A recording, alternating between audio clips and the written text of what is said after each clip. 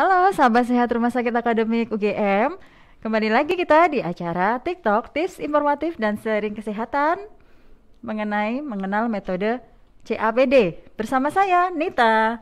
Oke, tentunya saya pagi hari ini tidak sendirian bersama narasumber kita yang paling oke, keren, istimewa karena satu-satunya di RSA UGM yang ahli di bidangnya, yaitu di bidang bedah urologi, yang tahun lalu 23 September 2020 menyandang gelar doktor, yaitu kita sambut tidak asing lagi Dr. Wikan Kurniawan, spesialis urologi. Yeay! Selamat datang Dr. Wikan. Bagaimana kabarnya, Dok? Alhamdulillah baik, Mbak Mita. Alhamdulillah, nggih, sehat selalu nggih Pak Dokter? Ya. Baik. Oke, sahabat sehat di rumah dan juga Dr. Wikan, topik yang akan kita bawakan pada hari ini yaitu mengenal metode CAPD. Apa itu CAPD ya sahabat sehat? Oke, penasaran ya? Oke, nanti akan kita berbincang ringan ya Dok ya dengan Dr. Wikan. Ya, karena topik kita sini sangat istimewa Dok, karena di podcast sebelumnya di RSA UGM ini ternyata belum pernah mengangkat tema pada hari ini mengenai perginjalan. Iya. Nah, oke, maka hari ini diawali oleh Dr. Wikan. Monggo Dok, apa sih Dok CAPD itu? Iya. Sebelum masuk ke CAPD, saya akan menyampaikan dasar pemikirannya dulu. Seseorang kalau seandainya mengalami gagal ginjal, itu harus dilakukan suatu terapi penggantian fungsi ginjal. Penggantian fungsi ginjal ini pada dasarnya ada dua. Yang satu itu temporari, yang satu lagi adalah permanen. Yang temporari itu yang sangat terkenal pada saat ini adalah hemodialisa dan CAPD. Peritoneal dialisa tadi. Kalau yang terapi permanen itu yang disebut transplantasi ginjal itu. Nah, CAPD adalah salah satu dari teknik atau penggantian fungsi ginjal yang bersifat sementara, tidak bisa terus-menerus. Nah, fungsi dari CAPD ini sama dengan hemodialisa, tetapi ada perbedaan. Kalau hemodialisa itu adalah mengganti fungsi ginjal dengan dibantu dengan alat. Jadi membran semi permeabelnya itu dengan alat. Tapi kalau seandainya CAPD atau peritoneal dialisis itu membran semi permeabelnya dengan menggunakan perut, yaitu rongga perut, jadi peritoneum seperti itu. Dok. Nah, lalu kalau untuk tadi Dok mengatakan ada hemodialisa dan juga ada CAPD ya Dok ya. Lalu untuk perbedaannya selain dari letaknya itu apa lagi ya Dok?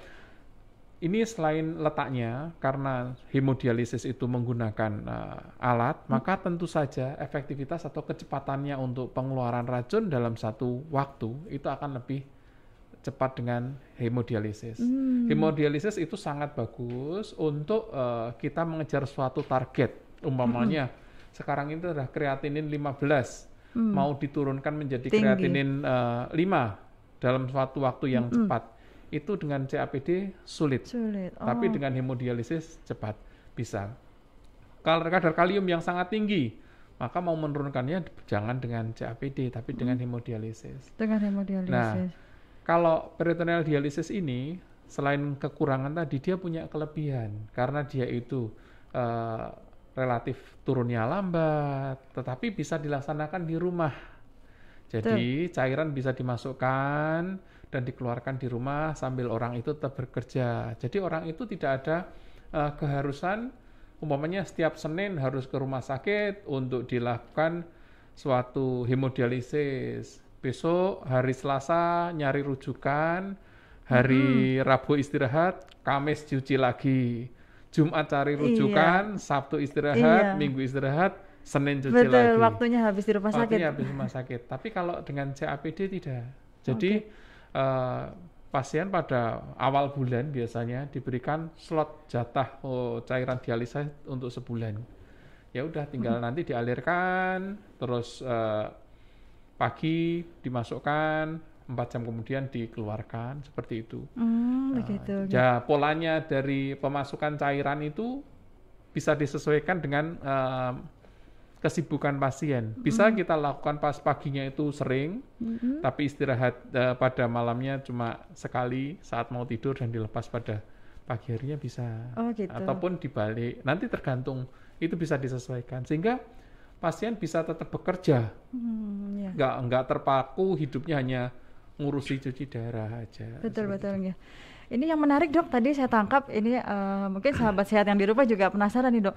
Jadi untuk CAPD tadi ada sesuatu yang dimasukkan ke perut. Nah itu Ya. tekniknya itu bagaimana ya dok dari awalnya itu? Oh ya, pertama kali yang dilaksanakan adalah operasi, yaitu Oh. membuat suatu lubang kecil di perut, yang itu untuk memasukkan selang. Selang. Selang itu dari permukaan kulit sini terus masuk ke dalam rongga perut dan di ujungnya ada pentolannya, besinya, Besi. titanium. Iya. Nah, dia itu berwujud huruf Y seperti ini, yang satu untuk memasukkan, yang satu untuk mengeluarkan cairannya.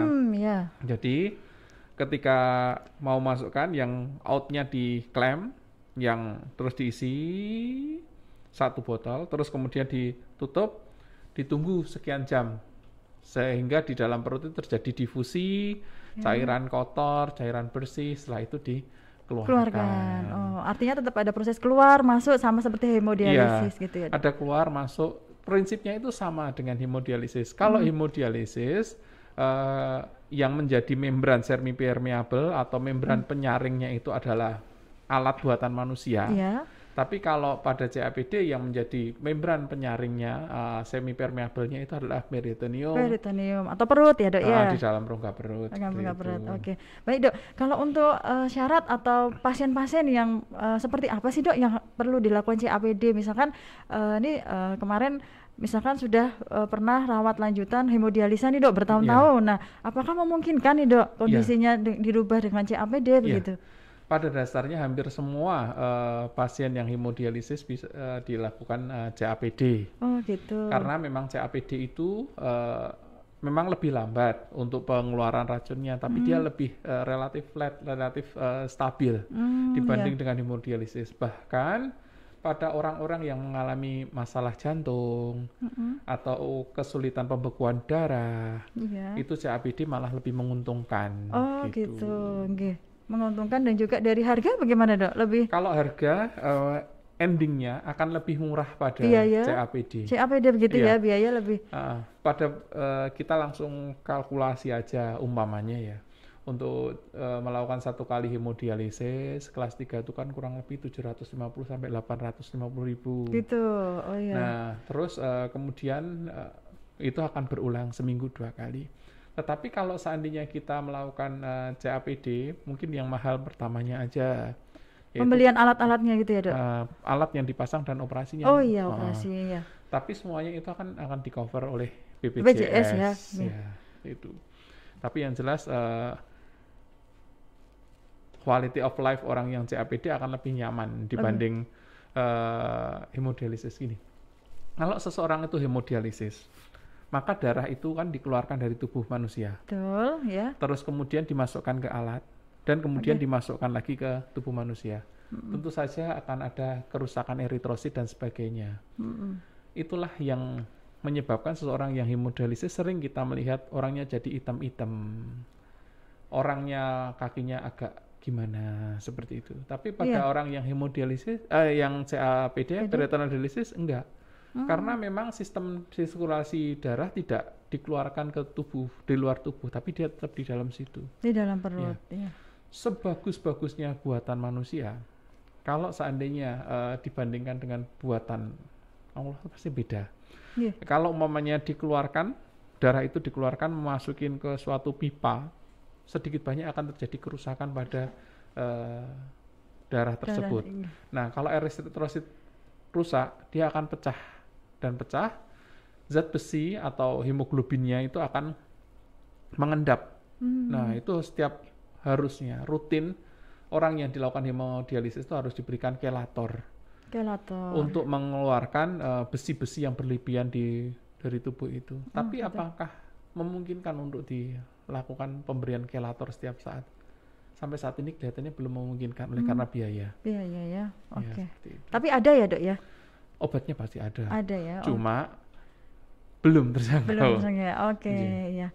Nah, Oke dok, kalau terkait penjelasan Pak Dokter tadi itu bayangan saya untuk dilakukan CAPD itu mungkin ada resiko-resiko tuh, karena perawatannya kan di rumah sendiri, kan itu terpasang selang, nah itu resiko-resiko yang sering terjadi atau memungkinkan ada Mbak Tunda? Ada, semua tindakan medis itu ada resikonya meskipun kecil, baik saat pemasangan CAPD, saat maintenance atau pengoperasian CAPD. Saat dilakukan operasi itu bisa terjadi udah pendarahan ataupun perlubangan usus. Meskipun demikian, hal ini sangat jarang terjadi karena kateter dari CAPD itu relatif lunak, sehingga ketika dia itu menabrak usus, dia akan melengkung sendiri. Itu seperti itu. Terus berikutnya saat maintenance atau penggunaan dari CAPD itu sering terjadi infeksi. Tapi infeksi tersebut jarang sekali masuk sampai ke rongga perut. Dia biasanya infeksinya hanya akan di permukaan kulit tersebut. Nah, itu penata laksanaannya adalah dengan pembersihan dan penggantian balut dengan baik. Dengan dressing yang bagus, insya Allah tidak terjadi seperti itu. Oh gitu ya dok ya. Kalau seandainya terjadi suatu infeksi, yaitu ditandai merah ataupun keluarnya nanah, nanti datang ke dokter untuk diberikan antibiotik yang sesuai. Biasanya nggak sampai antibiotik yang lama gitu Kak. Dan kalau seandainya infeksi tersebut tidak bisa diselesaikan dengan itu, maka CAPD itu akan dicabut untuk sementara waktu. Jadi CAPD sama hemodialisis itu sebetulnya tidak bisa berdiri sendiri. Dia kalau seandainya suatu saat CAPD itu terjadi kesulitan, maka dia akan diganti dengan hemodialisis. Kalau hemodialisis terjadi kesulitan, maka dia sebaiknya diganti dengan CAPD. Jadi dalam medis itu kita nggak bisa langsung lurus. Gitu. Kadang suatu saat bergerak ke kiri, bergerak ke kanan. Contohnya, kalau orang itu ada gangguan irama jantung atau gangguan pembekuan darah, tetapi dipaksa tetap dilakukan hemodialisis, tentu saja itu resiko untuk terjadinya komplikasi besar. Karena darah akan dikeluarkan, mungkin di dalam itu kemungkinan terjadi emboli atau jendalan, masuk lagi, padahal jantungnya sakit, bisa akan terjadi masalah seperti itu. Jadi